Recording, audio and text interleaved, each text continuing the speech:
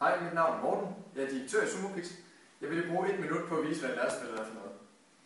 Det første, der sker, når du bestiller et lærredsbillede inde på sumopix.com, det er, at vi tjekker, om dit foto har en god nok kvalitet til den størrelse, du har valgt til det. Og det har det næsten altid, fordi der sker allerede et automatisk tjek efter upload, som gør, at man kun kan bestille en størrelse, som billedet skal kunne klare.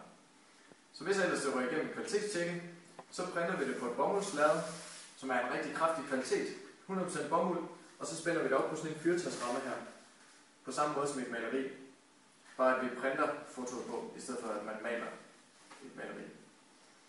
Og det her billede er 60x80 cm, og det er taget med et ganske almindeligt lommekamera i 8 megapixel, som langt de fleste har i dag.